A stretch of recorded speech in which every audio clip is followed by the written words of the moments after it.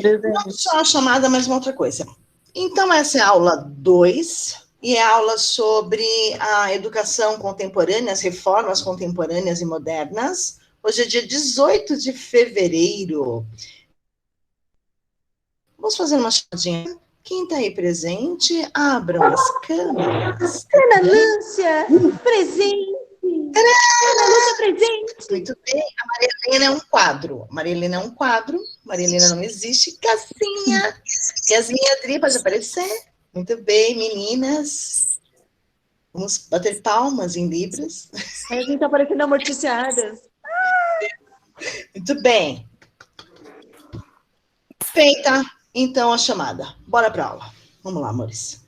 Vamos dar continuidade aqui. Já foi a chamada? Já Você queria olhar para o nosso rostinho? Não, é só para vocês aparecerem mesmo, né? Para todo mundo saber que vocês estão presentes de verdade. Não é uma boneca, não é uma foto de vocês, assim, sabe? É isso. Bom, falamos de Vygotsky, socialização.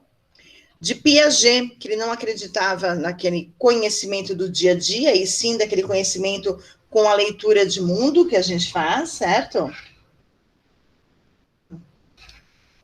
E aí, então, a gente vai falar agora sobre Paulo Freire. Já ouviram falar, né, gente? Já estudaram sobre? Profundo não. Desculpa, estudaram sobre? Não, Não. Profundo assim, não. Não, a gente também não vai... A Fala. senhora comentou alguma coisa sobre ele, questão de ele ver o mundo também de uma outra forma, né? É. Tá. Ele querer fazer a leitura do mundo, né? Que é a leitura do dia a dia. Também é. É muito parecida com o Piaget, assim, né? Porque vem em seguida, então vem assim. Na verdade, eu venho o Piaget, o Vygotsky mais distante, depois veio o Piaget, e aí, então, aquele pensamento do Piaget que fala assim, cara, interessante essa ideia, né? Achei legal essa teoria. Olha, não sei não, mas eu acho que eu vou conversar com uma pessoa, aí conversa com um que também achou interessante, que achou interessante, conversou com outro, e aí todo mundo achou muito interessante. Vamos tentar aplicar isso? Vamos fazer isso em sala de aula? Olha, em sala de aula eu fiz tal coisa e deu super certo. Em sala de aula eu fiz tal coisa, putz, não deu certo. Mas vamos tentando, e por aí vai, entendeu? Porque não havia uma faculdade de pedagogia, né? Então não havia um estudo profundo sobre a educação. Então haviam filósofos e psicólogos que pensavam sobre o desenvolvimento da criança e do adolescente, e aí então é a fase onde a criança e o adolescente está onde? Na escola, né? Então o que vai ser feito com essa criança dentro da escola? Ela vai ficar lá, enrijecida, mumificada, só retendo aquele aprendizado ou memorizando tudo aquilo, porque o tradicionalista era memorizando, né? Ela é feita para o trabalho, vou ensinar apenas o que ela vai usar no trabalho, na indústria. Só isso, só isso. E educação é só isso. Era muito pouco para esse povo. Então, eles queriam algo a mais, eles pensavam de verdade nas crianças, sobre a educação. Então, devia ser um papo muito do louco, queria até fazer parte desses papos todos aí que eles fizeram, porque pensa nas ideias revolucionárias que eram na época, né? Devia ser muito, muito legal ouvi-los, né? Como se a gente tivesse uma ideia nova agora de educação e tentasse aplicar, né? Essa técnica, sabe? Essa didática, né? Bom, então vamos falar um pouquinho de Paulo Freire, mas é bem pouco, porque semestre que vem a gente fala mais aprofundado, tá bom? Bom, seu trabalho na educação e sua visão de que a consciência crítica e ativa precisa ser despertada. Então, Paulo Freire foi também defensor dos professores. Ele acreditava que o papel do professor ia além de ensinar, pois para ele o ato de ensinar está diretamente relacionado ao aprender. Como assim, né? O professor aprende com o aluno, parece tão distante, né? Só que não, né, gente? Porque a gente aprende, por exemplo, a lidar com o diferente, a gente aprende coisas que fazem parte do mundo deles, né? E isso eu tô falando de crianças, né? Quando a gente trabalha com adultos, a gente faz troca de experiência. Essa nossa conversa antes de iniciar a aula, ela é muito importante e ele é de muito aprendizado, né? Por que ele é um ser crítico? Vou chegar nele. Tá. E aí, então, a gente tem, nessa conversa que a gente acaba tendo antes de iniciar a aula, uma troca de experiência que seja de vida, que seja profissional, a gente aprende a lidar com o outro e fazer com que o outro também pense sobre as coisas. Na hora que eu penso sobre as coisas, eu tenho um olhar crítico. A consciência crítica e ativa, que o Paulo Freire comenta, é aquela consciência de que eu tenho que pensar o porquê. A gente recebe um monte de informação, não é isso? O tempo todo a gente está recebendo informação na televisão, na internet, nas redes sociais, enfim, na sala de aula, e a gente só recebe. A gente não para pensar sobre ela e falar, por quê? Por que tal fulano agiu assim? Por que isso é desse jeito? Por que aconteceu a pandemia? Por que a pandemia chegou a esse estágio? Por que existe a vacina? Por que existem vários tipos de vacina? Sabe assim? Pensar sobre. Isso é ter uma consciência crítica. Crítica é quando a gente não faz crítica negativa, positiva. Não. A gente, na verdade, tem um senso crítico. O senso crítico é diferente do senso comum, que é a minha vizinha, lembra? Minha vizinha fala do senso comum, que fica aí. Olha, filha, você quer emagrecer? Toma água com limão de manhã. Falou. Você não vai querer nem ver caipirinha de limão durante um tempo. Só isso que vai acontecer com você. E ficar amarga de manhã. Então, assim, essa quem fala é a minha vizinha. Porque não existe testes. Existiram alguns. 10, né? Então, pensa, quantas pesquisas precisaram acontecer para ter aí a vacina? 30? Não, 30 não rola, né? 30 pessoas no mundo todo, né? Pensa, então, pelo menos 30 milhões. Aí, beleza, pode até ser. Mas 30 milhões não é nem metade da população do Brasil. Mas é um número grande. Pensando 30 e 30 milhões, certo? Aqui a gente tem 200 milhões. Então, assim, é muita gente. Pensando em 30, né? Não é nada, nem metade seria 100. Então, quando ele fala do consciência crítica, é pensar na ciência, pensando de forma científica, que científica parece que é de laboratório, mas não é. O que a gente está fazendo aqui, por exemplo, não deixa de ser uma ciência, né? Porque tudo que foi falado aqui, na verdade, é estudado antes de ser dito. O Paulo Freire, quando ele publicou os livros dele, todos eles, também ele teve que ter um estudo sobre, né? Não é sentou lá na pedra e começou a falar, né? Não é isso. Então, quando ele fala do senso crítico, da consciência crítica, é do ser pensante, do ser crítico, do ser questionador, tá? Ele defende os professores, por quê? Porque todo mundo põe a culpa nos professores. Aquela transferência que existe de que o professor ele tem o dever de educar o meu filho, e eu não sei exatamente o que é educação, porque ela faz assim, fronteira, ela é líquida, ela se junta com a educação que nós temos em casa, a informal e a formal, né?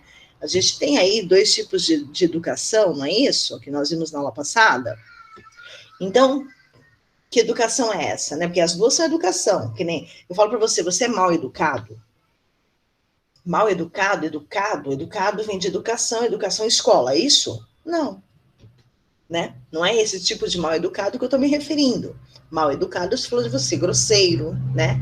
Não tem respeito, é isso, né? Agora, quando eu digo que você não teve educação do 9º ano, aí é diferente, né? Você não aprendeu isso na escola, geografia, história? Isso é outro tipo de educação, né? Então, essas diferenças que há necessidade da sociedade entender que existe e que elas são postas, certo? Elas existem. E assim, vocês têm que se conscientizar disso, vocês pais, né? De que existem esses 2 tipos de educação, tá? Por isso que ele acha que, por isso que o Paulo Freire, ele foi defensor dos professores. Porque o professor, ele era só, levava chicotada. E ele falou, parou, porque a gente vai dividir aqui a responsabilidade, né? De que a criança também, ela tem que ser trabalhada com essa consciência crítica e ativa para ser despertada para o mundo. Quem faz isso é o professor, mas quem faz a leitura, ajuda a fazer a leitura de mundo são os pais, né? Quem interage com ela, quem socializa essa criança são os pais, né? Então, havia esse pensamento do Paulo Freire.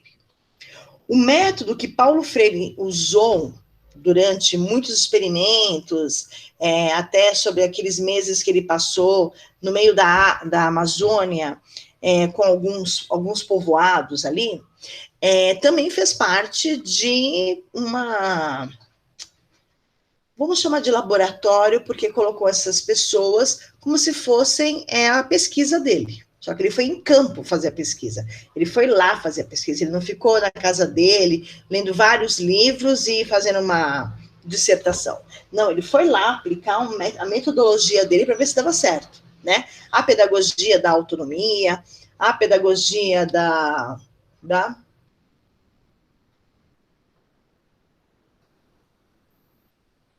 Vocês não sabem? Os outros dois nomes dos livros do Paulo Freire, vocês não sabem? Não. Do oprimido. Pedagogia do oprimido e Pedagogia da autonomia, tá? São 2 livros publicados, 2 livros, assim, mega lidos, tem facilmente na internet para fazer a leitura. São 2, vamos chamar de clássicos do Paulo Freire, porque é onde ele coloca toda a teoria dele sobre as crianças e sobre os professores, tá? Qual que é? Do oprimido e qualquer outro? Autonomia, pedagogia da autonomia. Tá, obrigada. Nada, imagina. Então, eu vou terminar de ler e explico sobre os 2. A metodologia do Paulo estimula a alfabetização dos adultos mediante a discussão de suas experiências de vida entre si. Através de palavras presentes na realidade dos alunos, que são decodificadas para a aquisição da palavra escrita e da compreensão do mundo. Então, aqui ele vai falar sobre a educação, o EJA, sabe o EJA? Veio da ideia do Paulo Freire, de educação de jovens e adultos. Porque ele percebeu de que eles eram, além de adultos, experientes. E as experiências eram muito próximas, porque a gente estava falando de um povoado, né? E povoado, gente, é tipo pequeno mesmo, tá? Não é tipo um bairro, povoado gente, pouca gente. E aí, então, ele percebeu de que as experiências de vida eram muito parecidas. Então, as palavras que eles usavam eram praticamente as mesmas. Então, ele tinha lá a palavra, por exemplo, sei lá, agronomia, tá bom? Agronomia.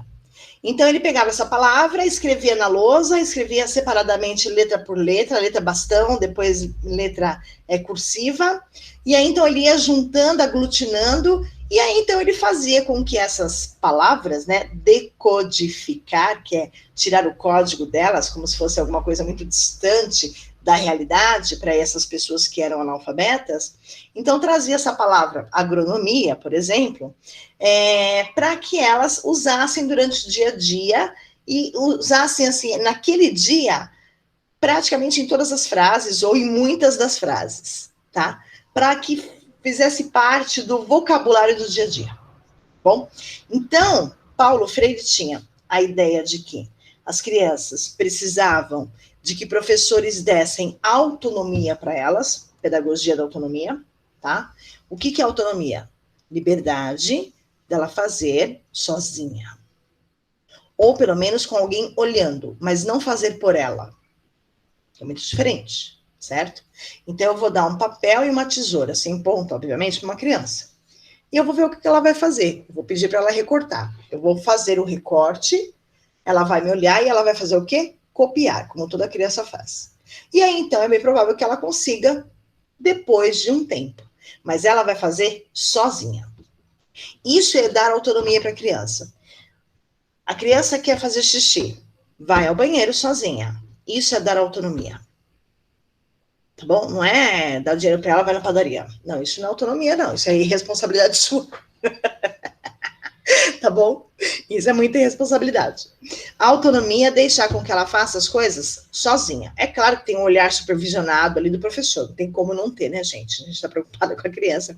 Vai que ela, sei lá, faça alguma coisa errada, corte alguma coisa que não era para cortar, né? Então, isso é autonomia.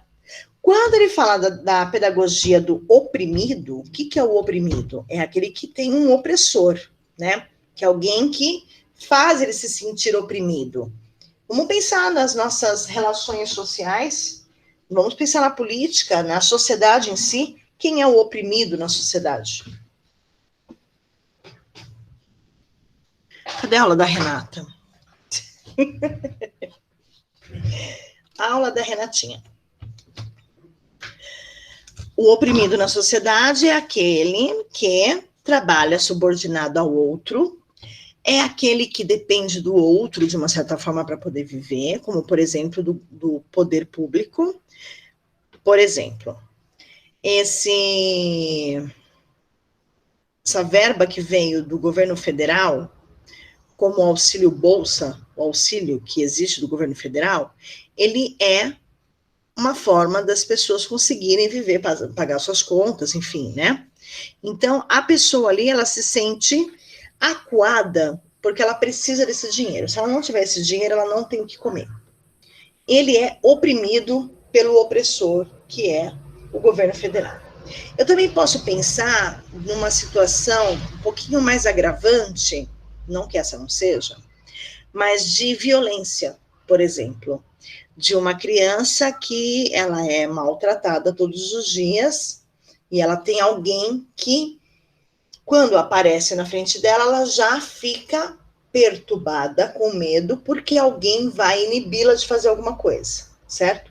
Então é o opressor e o oprimido. Tudo bem? Mas é claro que isso, estou pincelando para vocês, tá bom? Pense isso em sala de aula. Pense isso como o professor, o opressor, e a criança, o oprimido. Tá bom? Então, o opressor, que é o professor, aquele que se impõe, aquele que fala, que, sabe? Tudo bem? Vocês já lembram de algumas situações que vocês já passaram, já viveram, vivenciam, enfim, né? Aquele professor que ele tá ali em cima, quase semideus, né? Tá ali, ó, sentado do ladinho, né? Ele, médico e esse professor. E Deus estão juntinho ali, né? E ninguém chega aos pés dele. Aquele professor que não tem o hábito, porque ninguém merece 10, porque 10 é quando não se erra nada, vocês já devem ter escutado isso em algum momento, também é um opressor, né? Porque ele não, na verdade, ele não te dá, você não recebe o respeito dos alunos, e sim o medo, né? Por quê? Porque ele é um opressor. E você se sente oprimido, de repente, nem sendo oprimida, tá bom? Mas naquela situação você pode ser. Entenderam, amores?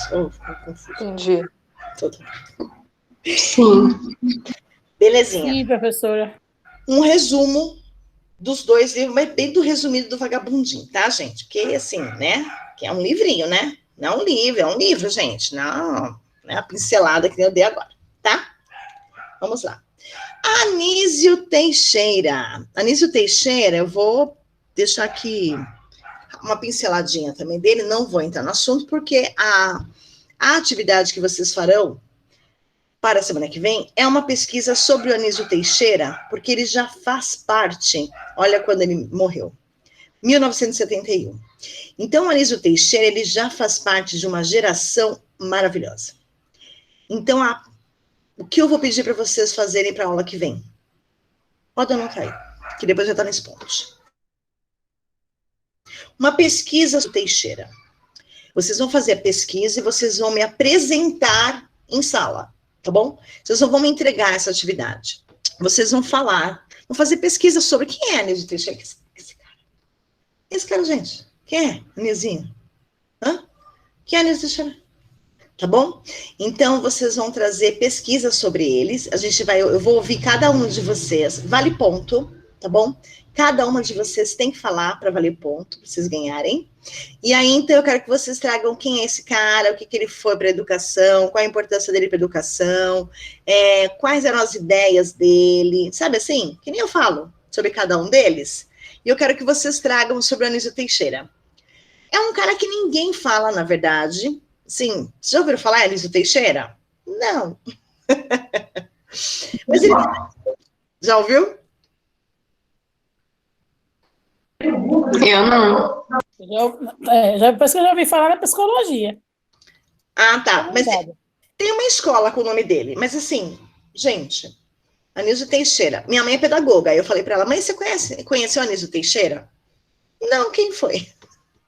E aí, então, eu falei para ela. Ela falou, nossa, por que ninguém estuda esse cara? Eu falei, não sei. Enfim, dei uma pesquisada sobre ele. O que tem aqui é muito pouco, eu vou ler para vocês, mas eu não vou explicar. A gente vai para outra página, tá bom? Mas eu vou fazer a leitura. O mundo em transformação requer um novo tipo de homem consciente, bem preparado para resolver seus próprios problemas, acompanhando a tríplice 3 revoluções da vida atual. Intelectual, pelo incremento da ciência, industrial, pela tecnologia e social, pela democracia. Essa concepção exige, segundo Anísio, uma educação em mudança permanente e em permanente reconstrução. As novas responsabilidades da escola eram, portanto, educar em vez de instruir, formar homens livres em vez de homens dóceis, preparar para um futuro incerto em vez de transmitir um passado claro, e ensinar a viver com mais inteligência, mais tolerância e mais felicidade. Olha que essa palavra não apareceu em nenhum slide quando a gente fala de abordagem pedagógica.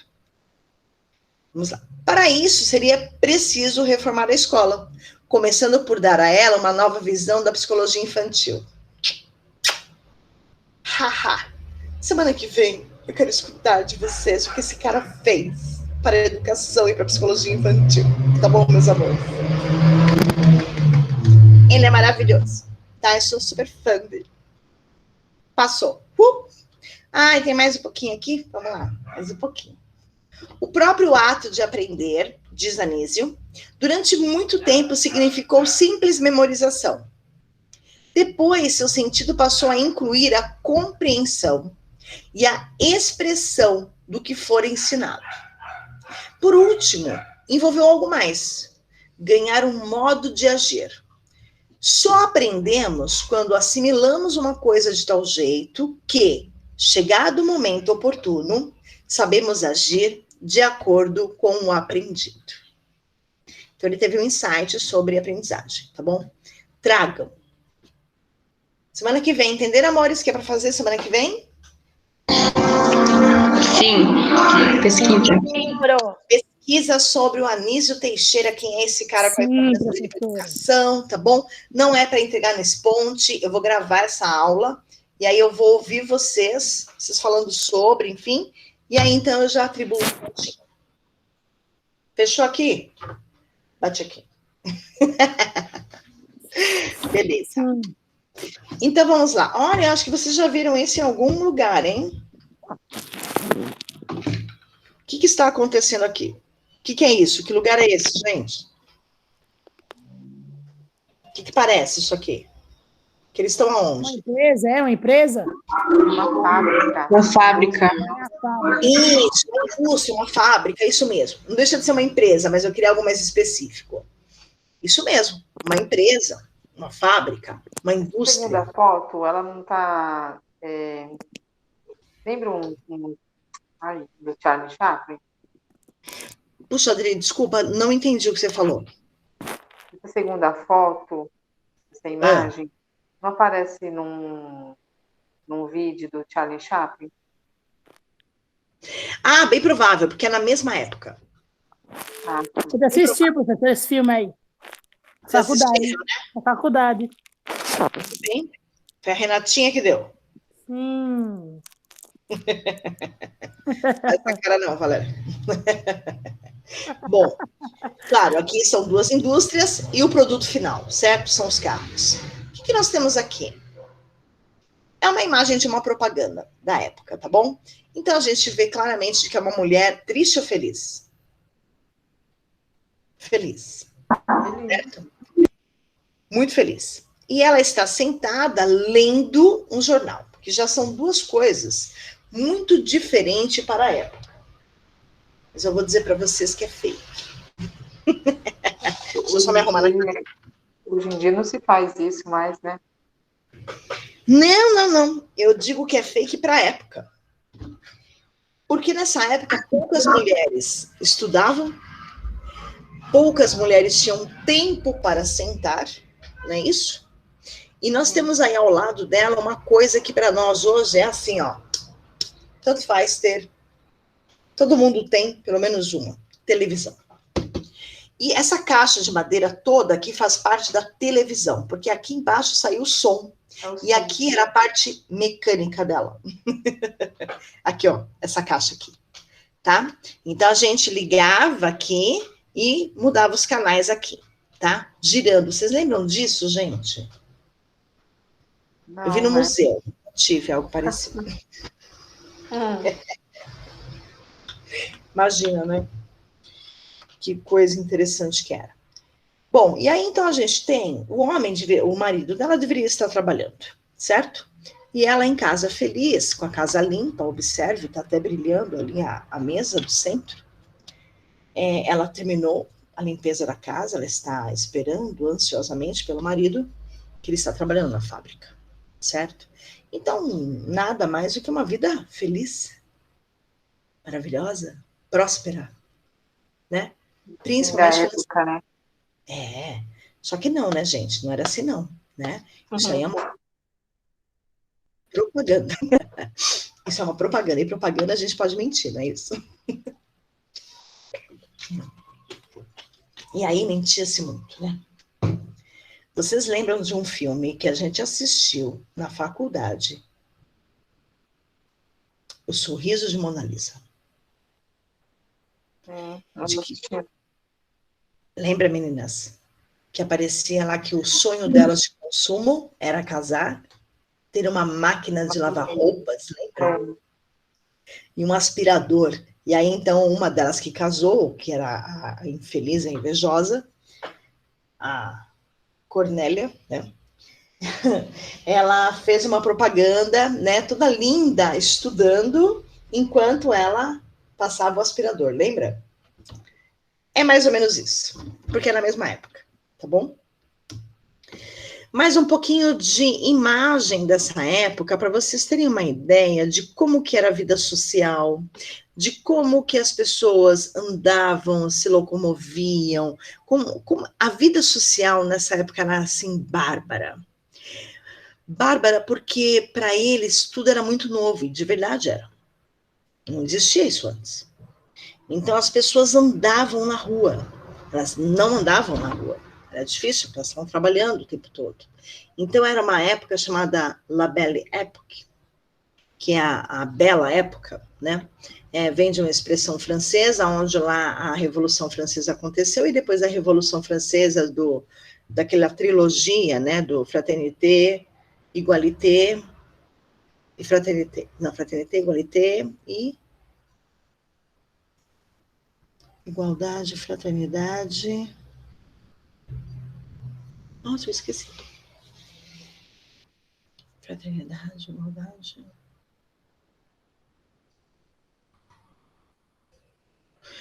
Poxa, esqueci. Se alguém puder procurar, a trilogia da Revolução Francesa.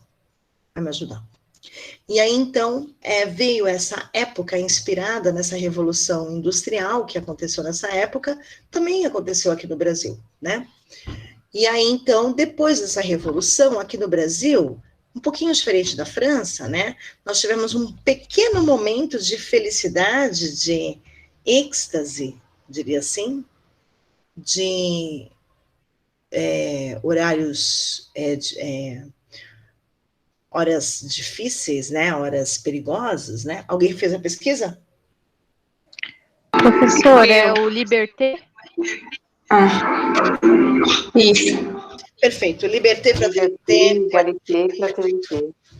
Perfeito, Karina. Muito obrigada, querida. Isso aí. Liberdade, fraternidade... Igualdade. E igualdade. Era isso que eles queriam, né? Essas três... Tanto que é um símbolo, assim, ó, vermelho, né? Vermelho e branco, assim. Muito interessante. Muito legal. Aqui, gente, é um café que existe, ainda existe no Rio de Janeiro, tá bom? Isso aqui é a Rua da Glória, no Rio de Janeiro, não sei se alguém já conhece, enfim, mas é a Rua da Glória, uma das ruas mais movimentadas no centro velho, centro antigo do Rio de Janeiro, tá bom? Rua da Glória. Machado de Assis morava para trás. Fofo. Bom, olha quem aparece aqui. Nossa! Cecília Meirelles, mas o que ela tem a ver com a pedagogia, não é verdade? Bom, ela estudou magistério, né? Então, quando as moças concluíam o estudo, elas faziam magistério ou casavam e iam viver a vida dela, tá? E aí, então, não que necessariamente depois do magistério você não podia casar. Podia sim, mas é que existia um pouco mais de aprendizado. Então, as mulheres, muitas delas, acabaram indo fazer magistério, não necessariamente atuando como professora depois, tá? E aí, então, a Cecília Meirelles, antes dela ser a excelente escritora que a gente conhece, poetisa, né? Ela começou a dar aula. Ela deu aula por alguns anos, né? E aí, então, ela começou a carreira literária dela. Olha lá, ela começou a dar aula e 2 anos depois iniciou sua carreira literária. Foi concomitante, tá? Junto.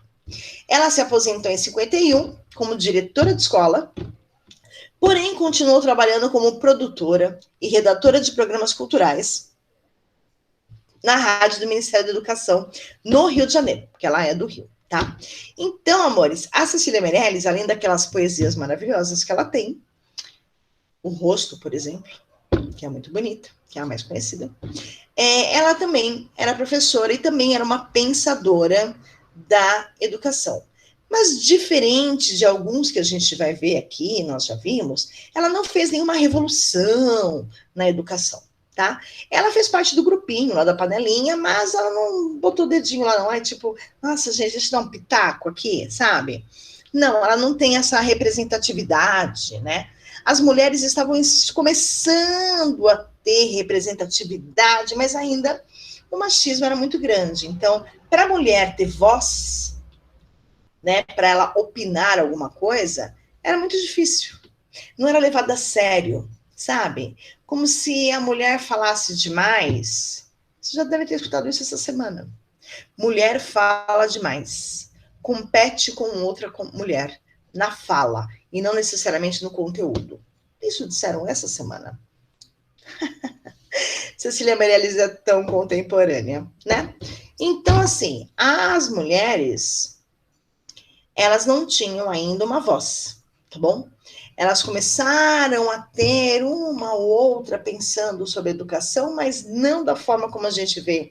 Piaget, Vygotsky, quantos psicólogos, pensadores e que fizeram essas abordagens pedagógicas diferentes, como mulher, tem? Nenhum, ó. Vygotsky, Piaget, Paulo Freire, que a gente viu até agora, Anísio Teixeira, quantas mulheres? Nenhuma.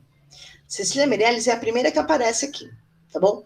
E virão outras, mas são poucas, no meio de tantos homens que ainda, né, é machista, certo? Então vamos lá.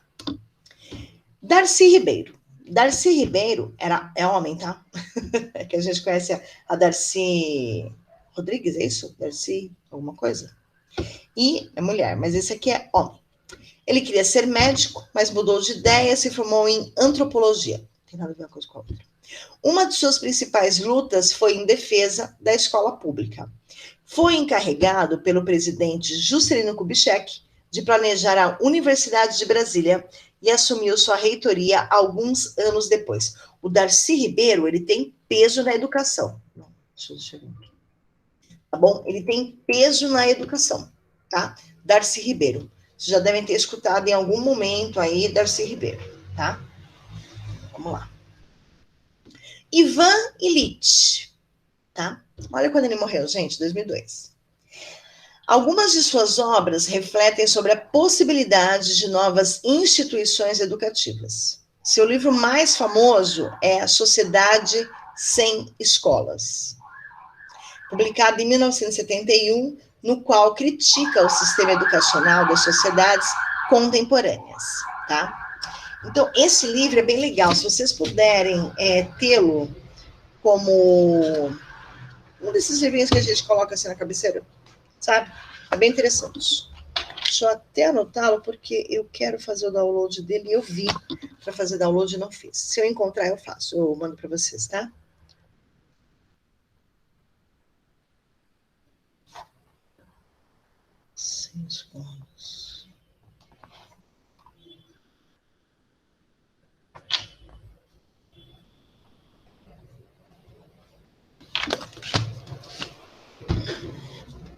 Tudo bem aqui, amores? Vocês já estão dormindo ou não? Tudo bem. Ai, que bom, né? Fico feliz, assim, tranquila. Vamos para a educação contemporânea, e aí então a gente vai vencer, de alguma forma, o ensino tradicional, tá bom? Vamos lá. Claro que quando a gente fala de ensino contemporâneo, que a gente está vencendo esse tradicionalismo, e a gente humano, né, a gente sociedade, a gente ser pensante, a gente gosta de modernidade, de coisa nova, a gente sente necessidade, ou não necessariamente a necessidade, mas quando há um lançamento de um produto tecnológico, por exemplo, né, a gente fala, nossa, cara, eu que preciso disso para viver, né? Vamos pensar no celular. Até alguns 15 anos atrás, por exemplo, até um pouquinho mais, 20 anos atrás, meu Deus, a gente conseguia viver sem. Hoje, impossível. Hoje é impossível a gente viver sem. Tudo tá nele, tudo. Até se você é sozinha, mora sozinha, você consegue conversar com o seu celular e não se sentir sozinho. Que é algo assim, nossa, absurdo. Eu não sei se vocês fazem a experiência de conversar com o Google, que tem como ativar uma assessora, né, para você. Então, ela marca seus compromissos, sua agenda, seu calendário, você conversa com ela, você pede para ela contar piada para você, você pede para ela te elogiar, assim, coisa louca. É só acionar a Google Lens, né, que eles chamam. Tem a Alexa, né, da onde que é a Alexa? É o rádio. Aquela caixinha de som. Não, a Alexa não é rádio. Mas tem uma caixinha de som, não é? Que você conversa também. Ela sai, o som dela sai de uma caixinha de rádio, mas ela está conectada com o seu Wi-Fi e com o seu celular também, mas porque precisa do calendário, precisa das informações que tem no celular. Mas ela é da onde? Ela é de uma empresa, que eu não estou lembrando. Da Amazon, né? Isso, da Amazon, muito bem. Então, existe a Alexa, da Amazon, e existe essa Lins, que o nome dela é Lins, que é uma assistente da Google. Meu, show de bola. Show de bola.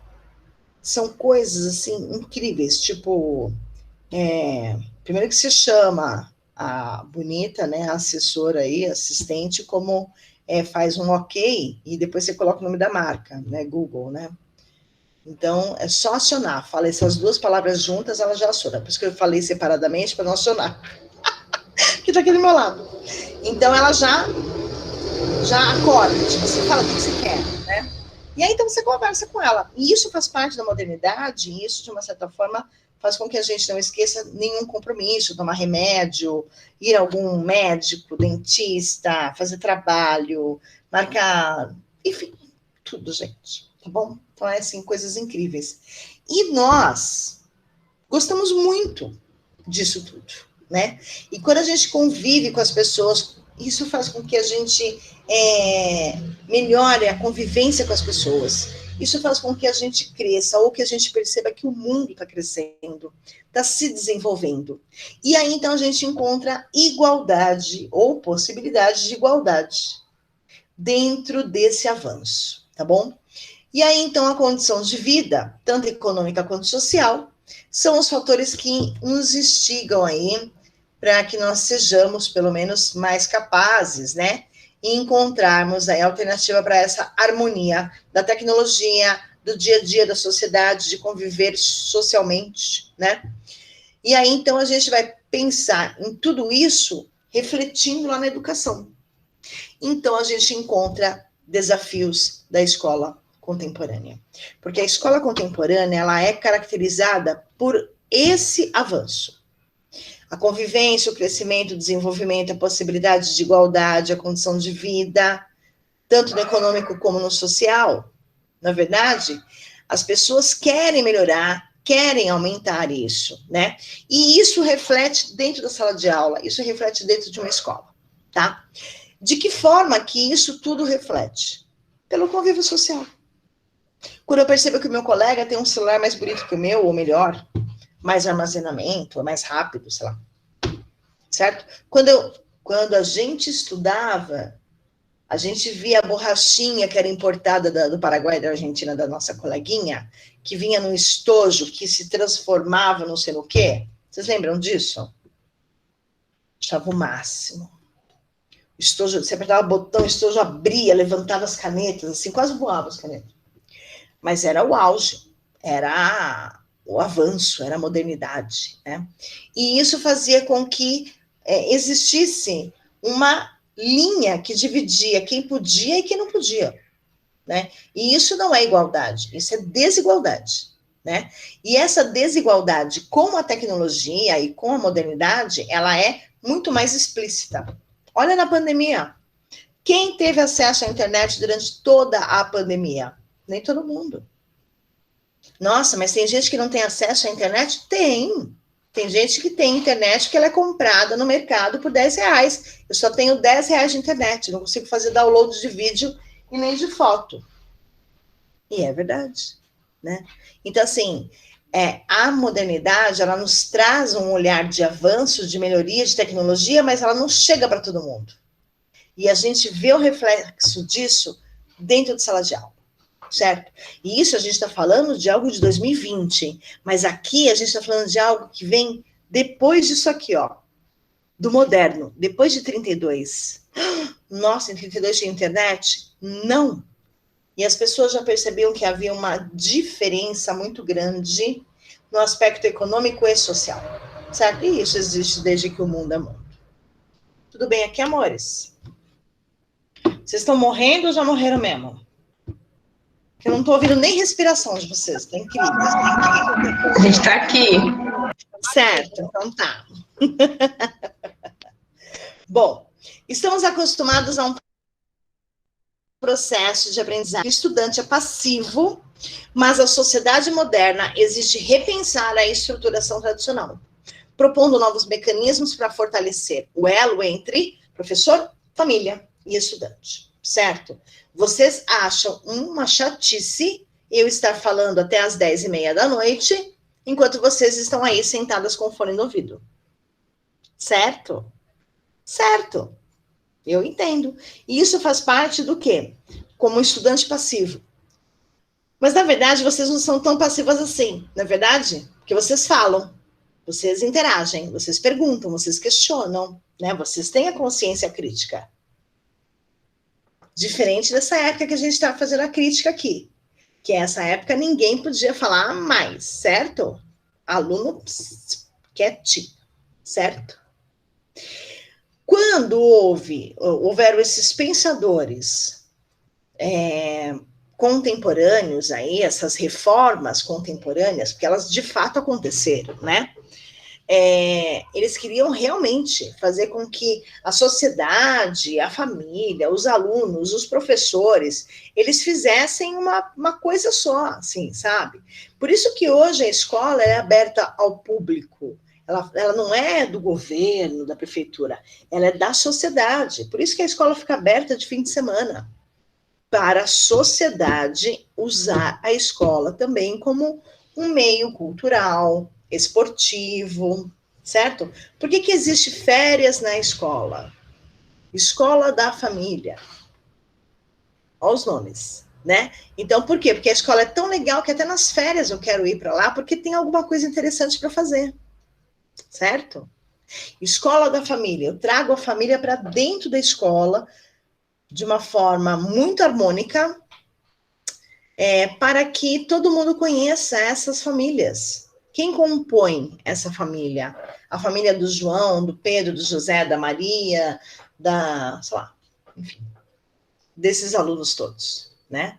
Então, essa cara da escola que a gente tem agora, que a gente colocou os nossos filhos, por exemplo, né? Ela é muito moderna. Tão moderna que nos assusta pensar de que ela é construtivista. Certo? Bom, o que a gente tem aqui de revolução desse período todo aí que a gente pode classificar de contemporâneo, né? Olha o que teve, o que tinha e o que tem, né? Vocês lembram de tudo isso? Sim, de alguns. Vocês lembram disso aqui, gente, do BIP? Pensa. Nossa, professor, eu lembro que minha mãe mandava eu bipar meu irmão, e na época era os orelhão com ficha. Eu ia no orelhão, colocava a fichinha ali para poder falar com a moça, para mandar mensagem. Cara, isso é Comenta. demais, não, meu. Isso é muito incrível, né? Muito demais isso. Olha aqui, ó. Máquina de datilografar, a televisão vem em 60, tá vendo? Os estudos, de fato, vieram em 60, as escolas, né? Em 60, tá bom? E o que vinha antes? Vinha antes, telefone, por exemplo, a carta, uma forma de comunicação, né? O telegrama veio depois, aqui veio a carta. E aí, então, a gente tinha aqui esse instrumento, que era o que fazia o código Morse, certo? Interessantíssimo, né? Muito legal. Isso que a gente está vendo aqui só 2005, né? 2020, loucura total, certo? Muito legal, cara. Muito legal. Vamos lá. Isso é modernidade, né? Bom, o que a gente pretende aí com essa abordagem contemporânea, né? É disseminar, que é espalhar, a cultura da educação com o objetivo de instigar, de estimular o gosto de aprender e transformar de maneira como a sociedade enxerga o processo educacional. Quando eu, como professora, tenho como responsabilidade, instigar o aluno, estimular o aluno a aprender qualquer coisa, né? Isso é disseminar e espalhar a cultura da educação, tá? Quando eu entro em sala de aula e falo sobre literatura, o meu objetivo na primeira aula é dinar e instigar, estimular a vontade que o aluno tem de ler. É uma tentativa. Mas eu prego isso com bandeirinha e tudo, tá? Sim, entro falando sobre porque eu quero que os alunos comecem a fazer leitura de livros. Qualquer livro, né? Então, isso eu faço com o ensino médio, com Fundamental 2. E claro que na educação no ensino superior também é feita da mesma forma, porque a ideia do professor e o objetivo maior do professor é esse, né? Espalhar a cultura da educação, instigando e estimulando o gosto de aprender e transformar. E como que a gente aprende e transforma? Quando a gente tem alguém que nos faça estimular, olhar as coisas com um olhar crítico e ter a consciência crítica, né? Tá bom? Então, transformar a maneira como a sociedade enxerga o processo educacional é um trabalho árduo, mas é possível. A educação contemporânea leva em consideração os aspectos sociais, a fim de superar os desafios e aprimorar o aprendizado, tá bom? Então, coisas importantes aqui que a gente precisa parar para pensar como professor, né? Para que serve a educação? Né? E principalmente a educação contemporânea, né? Qual é a diferença dela para aquela que era moderna, né? Aqui a gente tem uma coisa chamada sociedade, que não tinha na parte da modernidade, ali naquela educação moderna que a gente estava falando, era tímida, mas agora a gente tem muito mais e a gente precisa. Tem muito mais gente morando no Brasil, as cidades estão mais populosas, então a gente precisa saber lidar com essa sociedade, né? E claro que quanto mais gente, mais crianças, né? E a gente precisa, então, pensar sobre essas crianças dentro da sociedade. O que fazer para essas crianças aprenderem? Pensem, quantas crianças querem ir para a escola para estudar? e não para se socializar apenas. São poucas. Eu tenho saudades do meu colega de sala. Eu não tenho saudades da professora por ser uma educadora. Eu não tenho saudades em aprender coisas. Eu tenho saudades da socialização, porque a gente estava no meio de uma pandemia onde não havia socialização, por motivos óbvios, certo? Ou distanciamento social havia, né? Então, as crianças, elas precisam, e isso é contemporâneo, de verdade, né? Precisam de professores que coloquem ali a sementinha, que fomentem a dar fome, fomentem aí a educação, essa vontade de aprender. Tudo bem, amores? Tudo, professora. É tão ruim dar aula para uma sala tão silenciosa. Bom, meus amores, vamos lá.